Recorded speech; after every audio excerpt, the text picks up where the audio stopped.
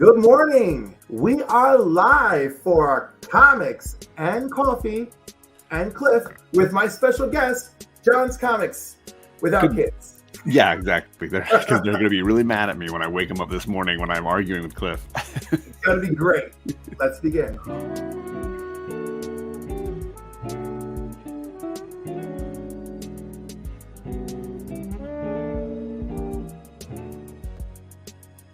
I like that. I didn't have time for a formal intro, so here we are. I love it. And we've got so many people in the audience. We've got Joe from Anachronic Comics. Wellbore just joined. We got Phil from Phil's Treehouse. Tony from Comiverse, my man. Las Cruces. Reliable. Hello. The tailgater. He's like the king tailgater. He is the king tailgater. And Shop for Comics. One day when I get my act together, I will get some stuff. Oh, wait. Hey, Mike. What's up, Mike? Comics. Good morning. Phil, thank you for joining us. Hey, Phil. And I think you missed Gary B. I did miss Gary B, but you know, I'm gonna have him as a future morning guest. Gary's been dropping some great content lately. I've been really enjoying his stuff. I've been catching a lot of replays of his stuff. Uh-oh. Yes, you're in for trouble, and we're going to make it double. Yes, absolutely. Wonder Twin powers activate. Form of a pterodactyl. Form a bucket of water. That's it, exactly. You'll turn you into an ice slide later. Los Comic Journey, good morning. What's up, Carlos? Good to see you, man. Robin buys and DIYs, I love that. Good morning. All right. Well, we got a crowd this morning. That is lovely. That is very, very, very lovely. People waiting in line at their shops for free comic book day. Well, mine opens up at 4. I mean, at 12. At 12. We open up at 12. It's free comic book day, everybody. Oh my God. How could I not? Like, what is wrong with me? I'm sorry. I started a new job this week, everybody. All right, I could not I have an idea of what I'm doing this morning, but it is not the caliber of what I wish this to be for the first week. So I apologize. So Raging Cajun's my buddy JD. He and I hit a lot of the same local shops, so I'm sure he is gearing up for a free comic book day haul today. I tend to be the guy that doesn't want to wait in line and do the crowds and comes a little later to just look at the deals. Yeah. Yes. So free comic book day. What is this? Well, it's been going on for a few years now, folks. And it's a day where your local comic shops they've purchased, all right? They've spent money on this for comics that they're giving out for free, all right? Now, of course, we got some great books coming out today. We got the Blunt Hunt X-Men #1, and Kanto and Turning Red have their own book. Energon Universe, of course, that's the big one I hear. The Hellboy Stranger Things, Johnny Quest, Pokemon, Ninja Turtles. Okay, the World of James Tynion, I believe, or Tynion, is like a compilation, mini compilation. Yeah, because he's got his own brand now, and he's got all of his books under his umbrella. So I think it's kind of like connecting some of his stuff. The man knows his shit. All right, he's following in that Jeff Johns Geigerverse footsteps, and I don't blame him. He's super talented, and the Department of Truth is coming back. Yeah, he's doing better than the Jeff Johns thing. Like Jeff Johns is doing that late career. Tynion is doing this I'm hot and I'm striking with the iron now. In his prime, yeah, for sure. Yeah. The Ultimate Bundle, of course, I'm here for it. Unicorn Crush, I'm not familiar with, but go get it. And of course, Witches of Brooklyn. All right. And those are the gold tier comics. Now, of course, that means that they're prime for the picking. That's what everybody's looking for, or they're the biggest deal. They're also the ones that your local comic shop spent the most money on. And I think that you can't say that enough. And I know that my LCS has been great about giving away tons of stuff. But the goal is to get you to the shop and get you to buy other things because they have invested a lot into giving away free stuff. Yes, and usually the shops are doing some sort of deal, so you should absolutely ask around. Now, my shop's doing a 3 for $1 sale with all these long boxes out front. And in my shop, I don't even we're advertising the wrong thing. Oh my goodness! Hold on, let me go find the right thing. Yeah, my shop will put out like all these long boxes, and it's 3 for $1. You just fill your own bags and boxes and bring them out. What's up, Terry? Happy Star Wars Day. Okay, now, if I am correct, because I am under the impression that this is the 25th anniversary of Star Wars Episode 1. Yes. As well as being May the 4th. Correct. So, highly recommend that regardless of how you feel about the movie, that maybe as tribute, you watch Episode 1 today. I know I will this evening. I'll definitely get into some Star Wars with my girls today, but I'll let them choose the one they want to watch. And maybe it'll be Episode 1 because it's great for younger viewers. These girls are watching Squid Games and Walking Dead at this point. They're there's no worry of younger viewers. It's more like I don't want to anger teenage daughters. Yeah. So my shop, we don't have the food truck, but we have a food kiosk next door to the shop. Nice. Right? It's called Nana's, and so they have soft serve and hard ice cream and hot dogs and hamburgers and French fries, and so like that's great. Like when we do these things, it's awesome for them. We're also, God, I should have pulled this up on the website, but like anyhow, we're also doing this. So unfortunately, the young man, Thomas, who organizes this event for us, his little sister, Harper, she is battling leukemia. So we're also doing fundraising activities today, as well as this amazing event. That's phenomenal. That's awesome. Good for them. Yes. And our guest of honor, or well, at least one of them, is Kevin Conrad, who has worked on Spawn and X-Men and various Kiss comics, and he's a huge Kiss fan. And also Ryan Gary Brown will be there with all of his amazing stuff. So like, that's fantastic. And then we have Christian St. Pierre and Green Shirt Guy is there with his artwork. Steve is there from the shop with his artwork and his Vampirella variants. Colorist Jeremy Kahn. The Sinnott family, so Joe Sinnott's son, daughter-in-law, and grandson are all coming.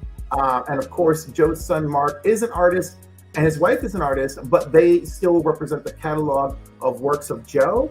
And then Dorian, who's the grandson, is a writer and just incredible, and lots of ghost story works and whatever, and beautiful memories of his grandfather. We also have a bunch of, we've got Crafty Shortcake, Vicky Does Crafts, Crafts by Vicky BD, Jordan's Handy Place, I don't know what this is, Girl Scouts of the Harlem Valley, face painting with AKP, Stavia's Creative Creations, the Hudson Valley Horror Roller Derby, which is those are fabulous ladies. That sounds fantastic. Earth. So yeah, all of this, and everybody has contributed something. And what's the name of the shop? Alternatives. And of course, we're calling it Alternicon. There you go. Because mini convention. But I love Kevin Conrad, and Kevin Conrad belongs to a Kiss cover band. Like, that's how big of a fan of Kiss he is. So the fact that he's done Kiss comics is just like, he's over the moon. That's cool. Nice when fanboys can get in on creating things for that fandom. Absolutely. Because I don't even know. Like, I think, like, Kevin, I think digs the work that he does, but like, I don't feel like it's like the same passion he has for how much he freaking loves Kiss. Well, David, I know David Boer. It was the same every time I've talked to him, and he got to do that Dungeons and Dragons comic from the animated series. He's doing Ghostbusters now. He did Firefly, and he's like all these, properties that I love. I now get to create comics for, on top of obviously writing and creating his own, like Killer Queens and Kanto. Yes, and Killer Queens. What a book. He's so talented, and for a guy that talented, he is the nicest comic book creator, other than David Mack, that I've ever met. Okay, I'm gonna have to rank him up there. I gotta meet him, but like people who've been exceptionally nice. Scott Snyder. Okay. I've been critical of some of his works, but he was super duper nice. I'm very critical of all his works. Yeah. Good morning, actual Dracula, Adrian.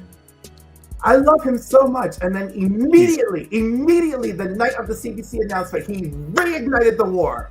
He reignited. But other than that, I love you, boy. I love you, baby. David Mack teased you and then pushed you down at Comic-Con, Phil. I don't know that that's accurate. David Mack has been honestly the nicest guy. He remembers me, and I there's no reason he should. I met him at San Diego Comic-Con. I got this great Wonder Woman print he signed, and he's just been the nicest freaking guy every time. And he's at everything you post and tag him in on Instagram. He comments, he thanks you. He's just absolutely the best. God, why am I having a blank? Booer's on another level. Booer's ready to like have me and my wife and kids over to his house for dinner because he lives nearby, and he's like, oh yeah, next time you're up in the mountains, come by, let us, me and my partner will take you guys out or something. He's just so nice. He's so nice. Take him up on it, baby. Take him up on it. I'm very tempted. Very tempted. I just love how our chats are all like intermingling. They're just like, hey, everybody. I love it. Where are you? Why can't I see you? Yeah. All right. There's a dual stream going on. It's on Cliff's. You should go over to Cliff's if you're from my crew. Like, subscribe, hit the button, and then come jump back and forth, whatever. This is the double coffee boost this morning. You're getting your double espresso shot of morning comics and coffee. We really are. We really are. I want to thank you for inviting me. So for those that don't know, Breakfast with Brian has now moved to Sundays. Cliff has now taken over that spot in dramatic and exciting fashion. So now Saturday mornings, you can get back-to-back bearded comic bros from Cliff to me every morning Saturdays. So this is the launch stream. Right? There you go. We're going to be everywhere. By the way, like yesterday was the first time ever that I realized that you have some association with Comics Tom. I'm like, I'm completely under my radar, right? And then I'm watching one of your videos, and I'm like, I love this. This is fabulous. I'm like, why is Comics Tom 101 part of this? Why is it part of so many videos? So that goes back to like when he first kicked off, I became a wrench, like a blue wrench in his live streams when he was doing more of them, and he and Ryan and I became good friends. And then as he blew up, he kept giving me advice on how to do stuff, and then he started a website, and I was an editor for all the articles posted on his website just for free. I was like helping him out because it was a lot of work. And then little by little, I was doing things. I've done on and off over the years. I've done things so for him to help out, whether it's behind the scenes, like doing the descriptions for his YouTube videos, organizing his playlists and stuff like that, just as a friend. Or now to return the favor, he's always like, yeah, if you've got a video that you want to post on Instagram, I'll share it. We can collaborate on these things. So he's always just been a nice friend. Look, it's excellent. I just had no idea. And I was like, I hope they appreciate you dropping these history lessons. You're like, let me tell you something. These newsstand comics are not rare. Stop with the BS. These over here who they're trying to tell you, no, calm down. Don't look. No, these are rare because they are being phased out in this decade. This is where you should be thinking, oh, this is special. I love that. And only those of us who are alive can tell you the truth. And I stumbled on that article on Go Collect, and they really break it down well. And they even go into like attrition, the idea that like newsstand books of a certain era would get more often abused and thrown away and trashed, and you lost a lot of them at certain years. And direct editions had the same problem on the other end of the scale. So sometimes it may have been a larger portion of the market, but then when a ton of them are destroyed, now they're a smaller portion of the market, right? So there's the article, if you guys go to Go Collect and search direct edition versus newsstand, there's a huge breakdown of the history of these like different styles of covers. Yeah, and there's just like so many great covers, and there's so many things that like I don't even understand, right? Like I've got a whole bunch of Captain Americas, right? And like 126 yellow cover. 127, all right, that's blue. 128, we're back to yellow. And like 145, we still got some yellow. Like I was just like, I don't know what's up with these guys. Like I think it's because red, white, and blue, it's hard to pick a color background that makes it pop. And yellow is the easiest one. It's the most neutral tone that would allow the red, white, and blue to still pop. It's incredible. I think it's why the X-Men got a lot of purple and yellow, pink backgrounds, because those characters have colors that are a lot darker in hue, and purple and pink allow it to pop. So yellow was also cheap, says Mike. The nerve of Mike. We get no questions to throw. There should be questions at every hour. Every hour. If y'all have the energy for questions and voting for Fanboy Prime, y'all can have a little ounce of questions for me. Facts. Coach Vic. Coach, what is going on, man? Coach Vic is awesome. He's always chatting movies with me.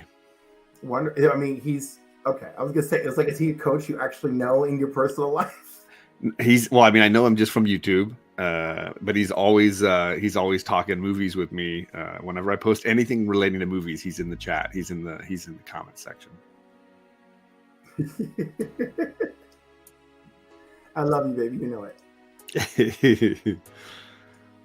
And of course, Philtastic Comics and Art is also this morning after us. So this is like too hard to keep track. I gotta be like, it's like so after you're done with us, there's like 6 streams that you could go to. Then there's like a little tiny midday grab. Then there's like 8 more streams tonight. Plus it's Free Comic Book Day. Plus it's May the 4th. So do your Star Wars, and this is my debut morning. So like, hey, it's great. It's super great. But like, it's just wonderful. See? Coach Vic's in line at his comic shop, so a lot of people I think are in their lines. Oh, dude, there's a line outside my comic shop right now. I'm absolutely sure. Oh my God, is this real? What? One of our local radio stations is actually acknowledging the Comic-Con at our show. That's cool. Oh my God. Okay. So I don't know what it's like for other people, but getting local press for free is nearly impossible. This is true. I have a feeling, because we're doing the fundraiser for Harper, that is what caught their attention. I love it. Because this is actually really nice what they've done here. Let me share. Joe's looking for giveaways when he visits your LCS. There might be one, Joe. There might be one. Unless you want to pick something out for us to give away, we can talk about that. There you go. All right. So, of course, it's Free Comic Book Day. It is a mini fundraiser. And look, they mentioned that Kevin's going to be there, which is awesome. This is really well done. The fundraiser for Harper. So this is so fantastic. They even got the Facebook post. Oh my God, this is the best ever. The best. And I will try to go live at least once today from the shop, either myself or as the council. So we'll see. Oh my God, question. I love this. Thanks for coming in strong. What gift will you give me? You know what? I'm going to give you a modern comic because I feel like you need one. I'm going to pick something modern for you that I think you might actually enjoy, and we're going to try it out. We're going to see how it goes. Because you love those classics. He's a Silver Age bad boy, yeah. Yeah, I want to give you something like a little bit light, a little bit modern. Oh, maybe I'll give him a copy of Supreme. Mm-hmm. The trade for Supreme, the Alan Moore run. Sure. Because I've never read it. You haven't read it? Oh my God! It's like Alan Moore's love letter to Superman. Because Rob Liefeld created Supreme, right? Okay. And that didn't do anything, but he brought Alan Moore on, and then it got crazy. So they're ending the original Supreme run. So there's the Supremadome, and he's all the Supremes are there, and he's like, what is this? And he's just, it's like, oh, this is Silver and Gold Supreme, and then this is Kid Supreme, and blah blah blah blah blah. And it's like, what is happening? And he's like, well, this is where all Supremes come after their existence, and you're the new one, so you're gonna go return to your new reality. He's like, well, I just did all this stuff, and they're like, and that's all well and good, but you've got to go back to your life, whatever that is now, after this crisis you just faced, right? So that's its own thing. And last year, I finally read Alan Moore's top 10 for the first time, and that was crazy good. That was spicy, right? Oh man, yeah, that was great. It was phenomenal. That first, I got the compendium version, the collected edition version. I've dabbled with Alan Moore, but not a ton. What's up, Gore? And what's up, No Good Comics? Justin's in the chat. I know he's in line, or at least maybe he's in Zap Comics now. But it was really good. I've done Watchmen and V for Vendetta, and some, dabbled in some Alan Moore, but I haven't really gone hardcore into his stuff yet. Listen, Tom Strong, excellent. Promethea, excellent. And that Supreme run, one of my absolute favorites. It is such a love letter to, like I said, to Superman. They even get into his dog in Heat and having super puppies. And his version of the Legion of Superheroes are time travelers. Various. So like it's like Wizard Witch or something. No. I forgot what the witch is, but she's a witch, and she's essentially Saturn Girl-esque, but magical powers. And she assembles heroes from across time. So like one of them is Billy the Kid, right? And one of their time travel adventures is they got to go back in time and make sure that Billy gets assassinated. Got it. And I was like, this is so deep. I've tried his League of Extraordinary Gentlemen. I think that's his. I hated that. I was like, you hated it, really? I did not. No, you didn't like that at all. I think it was the art and okay, the art is a little off-putting, but I had seen the movie before the book, so that was a terrible idea. I was already turned off to the whole idea. Oh, that's horrible! It's so good. And I've read From Hell. Gore, I did read From Hell. That's a good one. Just because in film school, the guys who were making the Johnny Depp film invited my class, because the teacher for my class knew the guys, and the Hughes brothers. We got to go in and see a screening of it, and I was like, okay, now I got to find this comic and read the comic. So I did read From Hell. That's another good one. And of course, Miracle Man. By the way, if anyone is missing out on Miracle Man: The Silver Age by Marvel Comics, written by Neil Gaiman, you need to check it out. Okay. It is, and Neil Gaiman did write some of the end of the original Miracle Man series that became a cult classic. So, like, highly recommend. And my Neil Gaiman knowledge is really narrow. I'm just finally halfway through Sandman at this point. I'm halfway through his original Sandman run. And since I shifted to Neil Gaiman and Sandman, please get out there and watch Dead Boy Detectives. Go find it on Netflix. It is so good. I already watched it. Now I'm watching it on replay just to save the ratings. It is in the Sandman universe, so if you enjoyed the Sandman series, that show was so good. Oh my god. They're different playing fields. I cannot compare them. Sure. But if you enjoy the Easter eggs are there. We get a very good cameo from Death in the first episode, and she's wonderful as always. And she's by the way, the actress just changed her name to Kirby. That's it, one name, and she knows how to sell that character, and I love it. Look at she did great on the Sandman. I loved it. I know you can't all love it, but I want y'all to love it. Y'all should watch it. It's definitely, there's so much garbage out there that we powered through. This one was really nice. That's true. Every episode is its own little detective thing, even though there is a greater overarching story.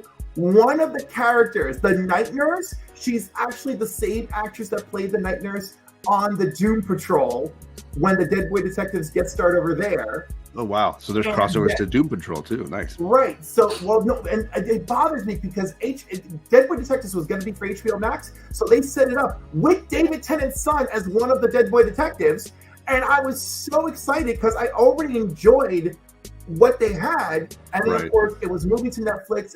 Everything changed. Neil Gaiman gets in as executive producer, and he's like, all right, we're going to tie it to the Sandman. So that's cool. So I feel like maybe this show doesn't resonate as hard because a lot of it was already developed before Neil Gaiman's direct development. But overall, as far as like the fun, the charm, I really like it. So I highly recommend. But I feel like we got to talk about what everybody loves to talk about. And you love to talk about it. And I know I love to talk about it. And that is X-Men 97. So good. I have no words. The Rogue of my dreams is in this show. Beau DeMayo and his crew have created, they took everything that those of us who experienced X-Men, the Chris Claremont, Jim Lee run in our youth, and he has made it the best of them.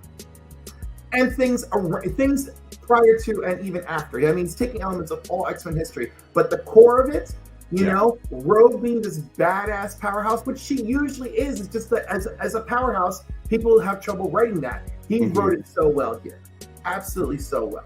And I feel like when it's all done, I've got to make at least a couple of shorts on all the amazing cameos that they've been packing in, because it feels, one of the things that I think makes this feel different than anything else that Marvel's really done is it feels like a full universe, even when we're only looking at one corner.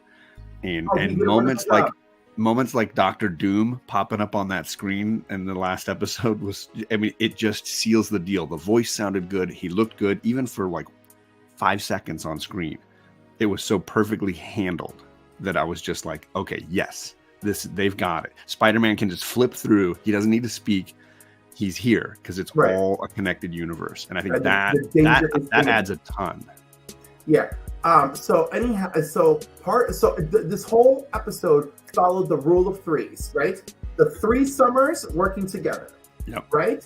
The scene with Nightcrawler and Wolverine fighting broken into threes, and Nightcrawler does a triple teleport. And he's got 3 swords. He's using that tail sword, which I love. This is the beginning of the 3rd act. I forgot what was the last rule of, the fact that he scored it as a perfect Act 1, Act 2, Act 3 in just one episode. The fact that the mother to Bastion is the racist waitress from the time travel episode in the original series. He worked so hard putting this together. It's so impressive. Yeah. And like, I love that he planned this episode around the rule of 3. And he said, and he's like, and we're going to maintain that because these are the final 3 episodes. Yeah, there's 3 parts. Yeah. Right. And he goes, and this is my 3rd act.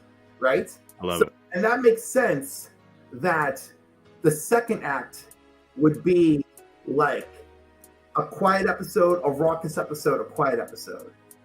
Right. That was kind of interesting. But when it was also like it was very climactic, right? You had massive, shifts in power, shifts in characters. Obviously a ton of deaths, emotional responses to things, characters pushed to their limits, and now we're in the how do you resolve all this phase, right? Yeah. If you're going to guess Naked Magneto, you are not right, but it is one of my favorite scenes. Mag Speedo. Yeah, Mag Speedo. But like, and then one other fascinating thing is in the final scene, everyone is grounded. The Sentinels are grounded. The X-Men are on the ground. Even the Summers family, and the only one in the air is Magneto. Yeah. Right? Like the fact that there's so much visual thought and story thought that he put together is crazy, because I'm just like, damn, like he was like, I remember like when we finished this, it can only be Magneto in the air, you know? And then we cut to Xavier, and what does Xavier do? To me, my X-Men, and then they just show you like the X-Men, like how, like they can feel his presence and they know they got to come together. Yep. We also had 3 guest stars. We had Omega Red, Spider-Man, Silver Samurai. We also had Doom and Baron Zemo. Yeah, Baron Zemo looked great too. But I think he specifically he was doing them in groups of 3. You mean? Yeah, he did them in groups of 3, but I'm not remembering. Also, what do you think of Val? Do we still think she's Mystique? This was the only episode up to now that made me doubt that theory because of the way she reacts. Right, I thought she was Mystique all the way along. I thought they had played it real subtly, and I was looking forward to the reveal. But then the emotional reaction she had in this episode made me doubt what I was thinking. So I'm not as certain as I was before this. So but I still want Mystique. So Beau DeMail said that he needed Val to be the one to deliver this speech, and when he hired her, he says, "I have to have you because you're the original voice of Jean Grey. And you gave this speech in X-Men 92, and I need you with your voice to deliver Val's speech in X-Men 97. And I was like, damn! I was like, this dude was plotting so much. If Marvel doesn't hire him back, I don't care. I don't care if he had 30 OnlyFans and was in an orgy. Y'all hire him back. I don't give a shit. Hire him. I was like, we will forgive his past. Give us great X-Men. That's so it. Good. And he didn't do any of that. As far as I know, this was a butting of heads, parting of ways. Okay. You know, because I know he had issues on another great show, The Witcher, with that crew and butting heads over there. And as long as it's not like a Weinstein thing where creative if creative differences mean abusing the underlings, then that's a different situation. But if it's just creative difference discussions, then come on, let it go. I don't think that that's great, but I think that you could talk around that. You could set things in place to I don't get the sense that that's what it is. It feels more like intense disagreements on creative decisions. And if it's just that, let him have it. And if Disney feels like, you know what, if you're going to be the face of this, maybe you can't have an OnlyFans. Like, I respect that as a business decision. It's been gone. So then he just needs to release something with them, and then you move on. Yeah. By the way, no Joss Whedon situation. That's a great way to say it, Travis. Yeah, exactly. As long as there's none of that, then I say give him his job back.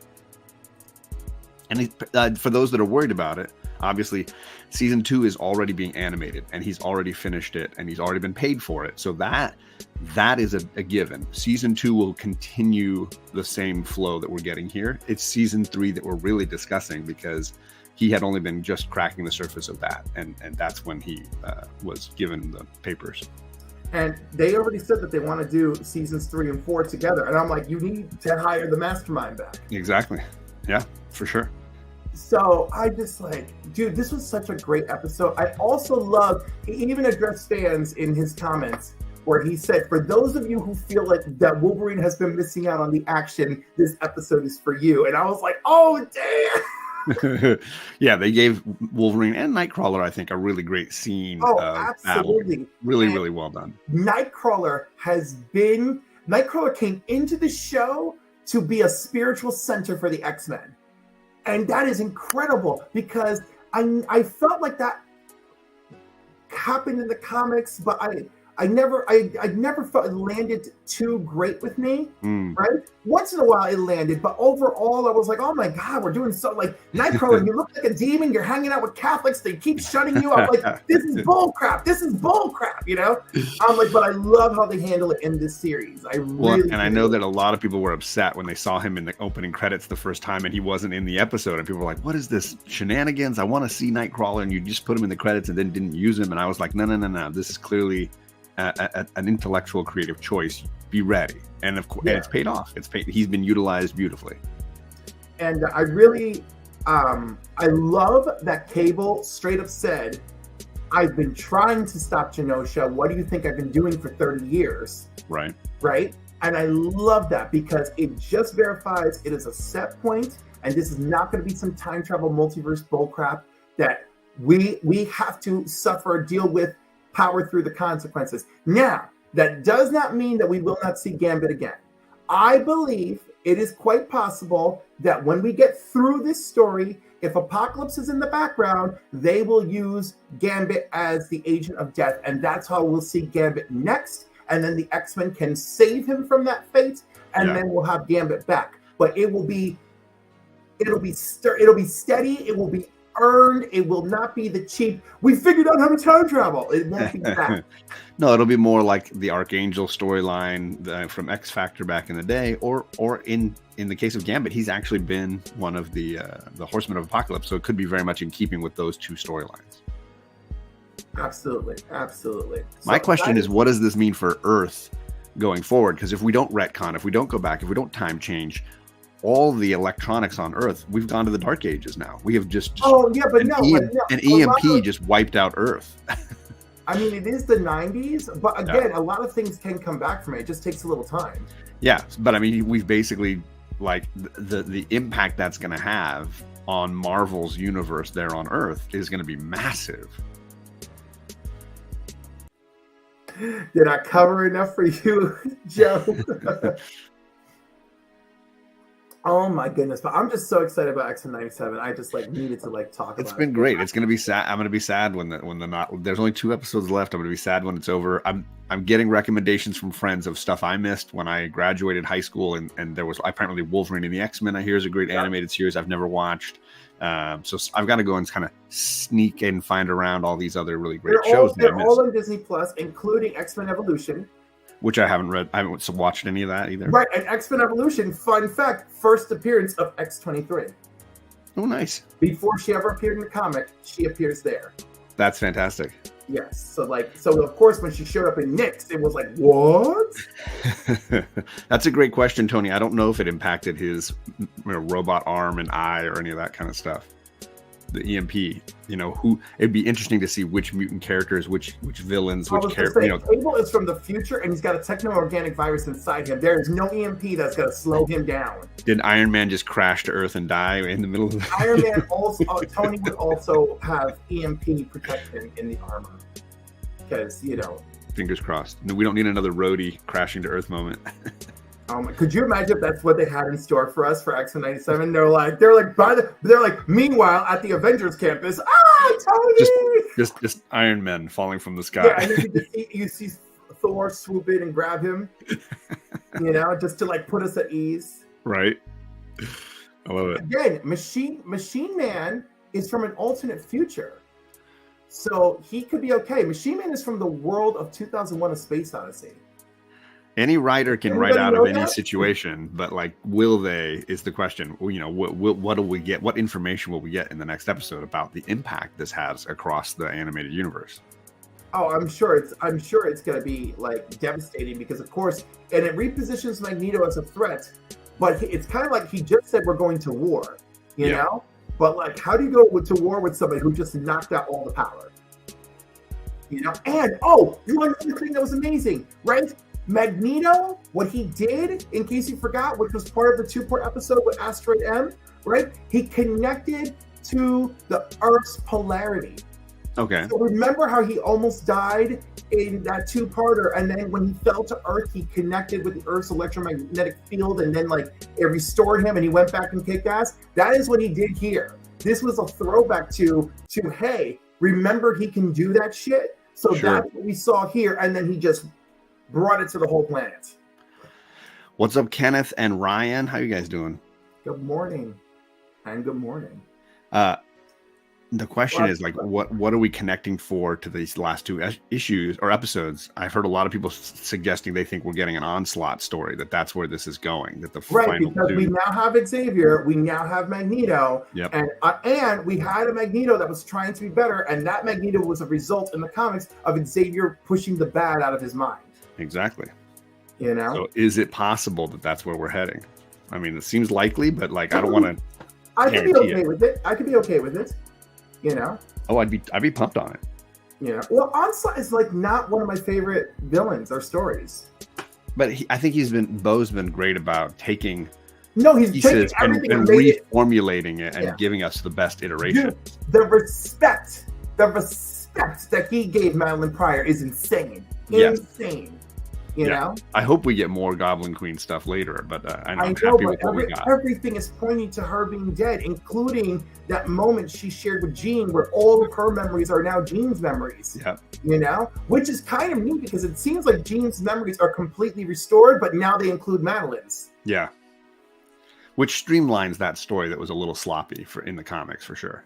Oh my God, it's beyond sloppy. It is a hot mess. In fact, in Dark Web, that's part of her motivation. When she's arguing with the X-Men, she's like, look what you've done to me. You took my child away. You raised him in the future. I don't even know him, right? And I don't know how much you just took everything from me. And look at this. And then Illyana talked me into being the Goblin Queen again. Yeah. And then Jean just backhanded her and then they got it back together. I didn't like that was the resolve. I didn't like that Jean was pull it together, slap, and sure, in a Dynasty way, I enjoyed it. But and then Madeline kind of pulled it together. I hope she stays together. Her Dark X-Men series I enjoyed very much, but she still leaned too much into the darkness. I don't know how much of the Hellions stuff you read. I did. I loved the way they used Madeline in the Hellions series. Zeb Wells did a great job with that run.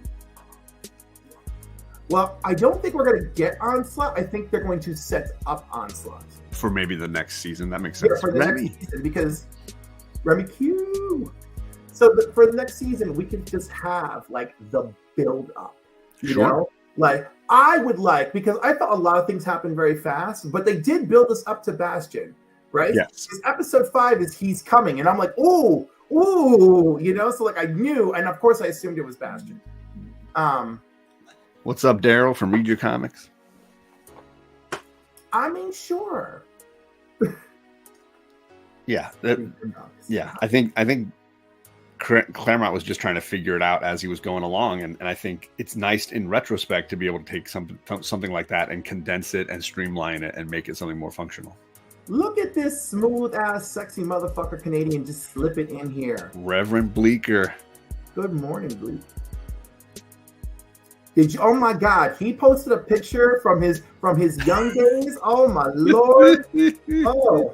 I don't know what Canadian soap opera he was on, but shit, you were doing it. You were doing it for the gods, baby. Yeah, he wasn't saving any sexy for anybody else. Oh, He's no. using it all. He was using it all. He had that high cheekbone smolder, that perfect, beautiful curl. It was going on. So good. Tony, love you.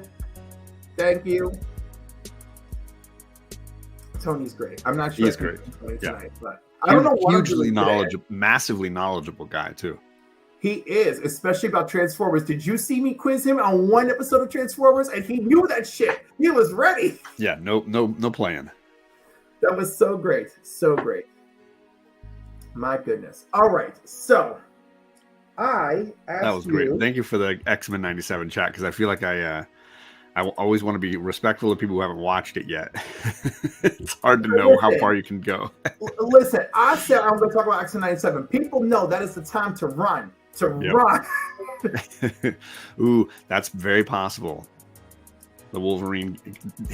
Bo has hinted about reading Fatal Attractions, that miniseries. Yes, that was a great. Which is where Magneto does it. So it's possible you're going to get that moment. So it was like, I don't know. It's going to be really interesting if we get that moment. It's also going to be interesting when Rogue wakes up. Yep. Right? Because Homegirl got knocked out for the count, but she's down. She's not out, baby. Down, but not out. And where do her loyalties lie? Now that she's lost Gambit, does she follow Magneto? Does she feel like Magneto's hashtag Magneto is right? Does she also does how about if Xavier agrees with Magneto? Rick, we haven't thought about that. Like what if the world is so ready to retaliate against mutants that, you know, Professor Xavier is like, you know what, Magnus, we got to do this. What if what if the end result is something to the effect of Krakoa, right? Oh, that's bold. You know, like it would be bold, the X-Men 97 version of Krakoa, but basically like, no, we will unite, right? Yeah. We will shut this down. We will tell the world you're going to have to find a way to respect us, right? And then they go and start Krakoa, and like that's the setup for the end. And we slip in the hint of Onslaught in the background. I mean, that does sound like Bo. Just pack everything you can. Right, but I feel like that's just that's too much for me. But like, I can see it. I can really see it. But we've talked about that. I asked you to bring 5 X-Men comics with you. I did. So, and while I go look up some comics myself because I'm terrible. Yeah, I went. You said pull 5 X-Men comics. I messaged Cliff back and I said, I'm going to go with Krakoa era because Krakoa's ending. I really enjoyed it. I know it has mixed fan feelings. I think there was a lot of really great stuff. I do know it has its flaws like anything, especially on that scale when you're doing 9 books a month with a challenging like oversight and connectivity across all 9 issues and Marvel editorial and Hickman's vision and all these writers and all these, you know, it did become quite messy. But there are so many great stories I don't ever want to be forgotten. And so I pulled 5 issues that for me capture 5 really talented writers who all did really great work. And these are issues that I think you can almost read independently and don't necessarily need to connect to everything. But so yeah, I got a few different choices here. Should I get going? You want me to get started? Yes. Sir. All right. First up, this is X-Men issue 18. This is in year 2 of Krakoa. I got, of course, the Storm variant. Oh, yeah. I had to pick one Hickman book, and I didn't want to do House and Powers, which are the easy choices. Instead, this is the issue where we see what happened in the vault. And for me, the greatest thing that Hickman did was this concept of the vault and what it meant to Synch and what it meant to Laura Kinney, because they were trapped together for basically a millennia. And we get to see, and of course, so was Darwin, right? And we get to see kind of how that relationship evolved for them. As you know, we get old woman Laura, later known as Talon, and we get to see this phenomenal kind of love story and what it meant for these characters. Yeah, I really enjoyed that. This is what solidified their romance. Absolutely. So this is basically almost a standalone issue where we get to see like what it all meant being inside the vault for that long. And the sacrifices characters made. There's a ton to this story, and later on we get all kinds of goodies. You know, Forge goes in to try to rescue Darwin. Lots of really great stuff. But issue 18 for me is the best Hickman issue. That's a great issue. Highly It's phenomenal, and a great Storm variant. Obviously, the main cover shows the characters coming out of the vault, but really great. You want me to keep going? Absolutely, of course. All right. This is probably the most spec one. And if it turns people off, I don't care because it's great. I even had to get 2 covers. X-Men Origins Blue. Yes. My guy, Cy Spurrier, slaying everything Nightcrawler. So if you felt like Krakoa was too much for you, you couldn't keep up, and Nightcrawler is a favorite character for you, you just need to read all that Cy Spurrier did. Start with Way of X, go into Legion of X, go into Uncanny Spider-Man, and finish with X-Men Origins Blue. Oh, yes. It's all Cy Spurrier. He wrote the entirety of Nightcrawler's Krakoa story, and it's all great, and it's all fantastic. And you get great cameos from characters like Destiny and Mystique or Legion, and great artwork. And a lot of people that I know that didn't really like the Krakoa era read Uncanny Spider-Man and just loved that as a mini series. I freaking love, absolutely love. Even if it got a little weird with the origin of Mystique. I get people that feel like this was a massive retcon. I absolutely think this fits the history of those characters and works for me on all levels. And it's a wonderful like punctuation to what Cy Spurrier did in this entire series. I enjoyed all of it. And by the way, I really love what Cy Spurrier has invested in Nightcrawler. Yeah. Because I hate his Flash. I have not, I didn't even dabble in it. I was like, this does not seem like it's for me. It's not. It's Flash. It's such a bad fit for him, you know. And I know not literally everyone's going to fit that way, but I'm going to tell you the majority feels that way. But as far as Nightcrawler, he gets that character. No, he got Nightcrawler perfectly, and it was perfect. And he did retcon to what Claremont wanted. The only thing, and even I feel weird about it, is the impliedness that Mystique did all the work herself to make the baby. And I'm like, listen, I can accept all things about Mystique shape-shifting, but I'm having a hard time with that one. I'm still struggling with it because again, the only ask there is that we believe that Mystique's powers are more advanced than we've ever been led to believe before. I mean, Wolverine could always sniff her out, right? So if she could change herself to that level, she could change her pheromones, which would throw Wolverine off. So I'm kind of like, this doesn't work for me, you know. I took it as like she was like able to basically absorb DNA, and so there's elements of Azazel, there's elements of her, there's elements of Destiny, and that's what made. And apparently elements of Azazel because he's straight up a demon teleporter. That's what I was saying. Yeah. As I say Azazel. Is it? You say Azazel. And I think she basically was just the incubator for all that genetic material, and what came out was Nightcrawler. Yeah, but that's how I took it.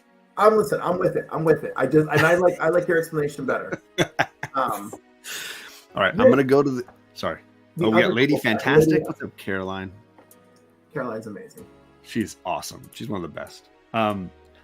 I'm a huge Immortal X-Men fan, and Kieran Gillen has been amazing in this last gasp of Krakoa. Yes. And specifically, you and I were talking about Lucas Wernick before we went live and how great he is and how talented he is. This is the Mark Brooks cover for Immortal X-Men issue 9. Oh. This is the issue that basically launches us into Sins of Sinister. And the concept here is that Sinister has to decide how he can kill Rachel Summers. And the whole issue is just a time travel comedy where every few seconds, Sinister shows up trying to kill all the Quiet Council, and he keeps failing, and he has to go back and kill another Moira McTaggart clone so he can restart the timeline and try to do it again. It's a comedy of errors. So the first time he walks, it's so funny. He walks in and Destiny is looking at him, and she says, "Exodus, Nathan is about to kill everyone." And then Sinister says, "What? You spoil sport." And then he tries to shoot her, and then Exodus blows him up. And of course, every time Kitty gets covered in blood, and Kitty says, "What's going on?" And then it instantly resets the timeline. He kills a Moira clone. He shows up again, and he tries to do it again. And every time he does it, there's blood and explosions, and Kitty is left covered. Kitty's left covered in blood, saying, "What the hell is going on?" And he keeps doing it, and he's trying to figure out which way he can accomplish this. And my favorite is this crazy, and this is the panel I'm looking to try to buy from Lucas. It's this spread page, and it shows 6 different versions. One where he's like down here over wait, where is it? This red one, he's like a giant tentacled octopus attacks like he's a kraken. This one, he's in like a mech suit attacking the Quiet Council. Here, Emma Frost is punching him in the face and like absolutely killing him in her diamond form. Nightcrawler's battling him here with Storm. It's just, and he just keeps failing. He just keeps screwing it up, and he can't figure out, how do I kill Hope? How do I do this? I'm trying again and again and again. Oh, he's trying to kill Hope Summers. Hope Summers, not Rachel. Yeah. And because he recognizes that she's the linchpin that's keeping him from being successful. And it's happening over and over again. And of course, it ends with him being successful. And Kitty just covered in blood again. And this, the last time she says, "I think I know what's going on." But they don't recognize that time is resetting over and over again. It's just happening over and over again. So that's Immortal X-Men 9. I think it's a standalone almost book, because it's just Sinister struggling to figure out how to kill some of the most powerful. And how many Moiras had to die? Jeez. Which is hilarious. He's basically designed his own time reset system by cloning Moira and then killing her and resetting her. It's so funny. So disgusting and so disturbing. That's Kieran Gillen, who I love. And let's talk about Jerry Duggan. I think another the hero of the end of Krakoa, yes. Right? Because his Invincible Iron Man has been amazing. His Wolverine, his Marauders was my personal favorite, and this is the issue where Kitty Pryde and Emma come back and basically curb stomp poor Sebastian Shaw. Well, sometimes he deserved it. So this is for issue a while, 16. He was their most dangerous enemy in the early 2000s. They were like, "Oh my God, this guy is just getting too strong." It's so good. And so in this issue, they finally realized Kitty's a mutant. She died. He killed her. He tied her up with Krakoa vines and sunk her because she can't phase through the Krakoa vines, which is why she can't go through the portals. It's the only thing Kitty can't phase through. So he tied her up to it and drowned her with it. And when they realize that and they bring her back to life, this issue begins with them like resurrecting Kitty and then her getting her memories back. And then Emma basically takes her to beat the crap out of Sebastian, and they take away his mutant power for a little while so that he can't fight back, and they beat the snot out of him. It's hilarious. My favorite bit is when he tries to run away from them and flee, and then the next thing after he tries to run away is this 9-panel grid where he crashed. There's first silence, and then he crashes out the window to the ground like he got thrown out, and then Glob Herman is walking by. Yeah, and Glob says, "Oh my gosh, are you okay, Mr. Shaw?" And then Kitty phases through the door. She's like, "Oh, hey, Glob, by Glob, and she drags Sebastian back in, and then Glob just walks away. Yeah, like, okay. He's like, it's Hellfire crap. I probably shouldn't get involved. Yeah, that's the right answer. That's the right answer. It's a perfect Glob Herman cameo, and I just love it. It's so good. So this issue for me caps off a real, and for me, it's the highlight of the Marauders run has always been Emma, Kitty, and Sebastian.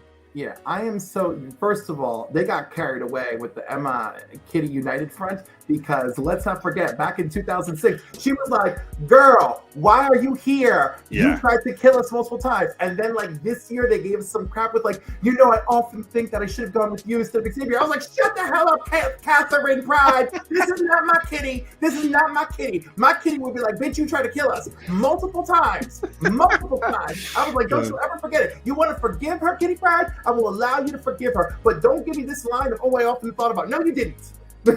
So this is issue 16, Lady F, and ultimately, I think it can be read independently of the rest of the run, but it's also just those first 16 issues are all really, really great. From Kitty trying to go to Krakoa the first time and breaking her nose because realizes her ability won't let her phase out, to her death, to her resurrection, to them feeling like they can't resurrect her because every time they try to get her in her egg and her power manifests, she phases out of the egg. And so like they can't figure out how to resurrect her. So even resurrecting Kitty with her abilities is a challenge. So yeah, great stuff. It is. All right. And lastly, I want to mention Al Ewing. Obviously, I'm a Storm fan, and I think he's done a great job with X-Men Red, Storm and the Brotherhood. And originally my favorite was Sword. And this is a Hellfire Gala crossover. And in this issue, there's a new council deciding, hey, we've colonized Mars. Who's going to be in charge of representing humankind to the rest of the universe? And there's a lot of debate over this. And it for me, it starts with this phenomenal Captain America at the Hellfire Gala looking up at Mars, questioning what does this mean as a super soldier to see now we're terraforming planets, and who comes to talk to him but of course Dr. Doom, who's at the Hellfire Gala. Ooh. There's this great conversation between Cap and Doom. Again, this is an X-Men book, but who cares? This is a Marvel Universe book. That's the best stuff.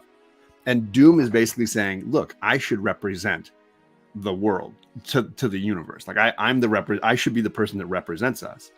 So when they're having this meeting of the minds in outer space to kind of decide who's going to be the one to represent us, of course, Doom shows up, and he's just like, listen, it's got to be Doom. Like, who else are you going to pick for this? Right?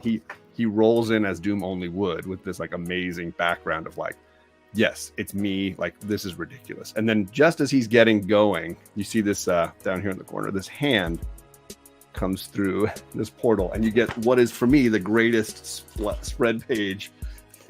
Storm shows up, and she's just like, suck it, Doom, this is not your spot. And she gives this, what she says, I've heard it whispered, but I am the Wind Rider. It is she who swam with Akanti. It is Hadriel. I am Storm, Regent of Mars, and I am the voice of Soul. It's so good. She just rolls in and just shuts him down. Storm is just amazing. Yes. So great artwork, great spread page, and then you get, of course, the meeting of the minds. She sits down with Doom and has a little dinner. Well, I love how when you I also forgot you get Magneto and Scarlet Witch reconciling at the end. Yeah. I'm so upset and tired with what they've done with her. I want her and Pietro to just be his kids, and that is it. Done. End of story. I don't mind that Polaris isn't on it too. Great, but I am just like stop toying with my emotions and their history. So this is Sword issue 6 for those that want to know. And yes, this is volume 2, Lady F. You're correct. Yes. So, but highlighting Al Ewing, who is another great writer, who's had a great run during the Krakoa era, doing really good stuff. X-Men Red was fantastic. I agree that Sword came out around 2008-ish. Did you have another book? I'm sorry. That was my 5. All right, that was a fantastic 5. All right. Also, thank you so much for joining me. The Krakoa Age super spectacular. My God, that hour blew by fast. Where's your 5? What about you? Don't you have your 5? We're gonna skip the 5 because it is 11 o'clock. Okay. So, I think it's my first week. We'll get a little more structured. I got to show off my Superman coffee mug that I love so much. You got to show off your Groots. I got my baby Groot. It's weird to drink out of his skull, but whatever. It was lovely having you. If anyone would like to join me as a guest with Comics Coffee and Cliff, hit me up in the DMs on Instagram. All my information is below me right now. So great to see you. Thank you so much for coming. You are wonderful and beloved. You are all amazing out there. You're a fabulous community. Keep it up. You're doing good stuff. Love each other. And with that, peace out.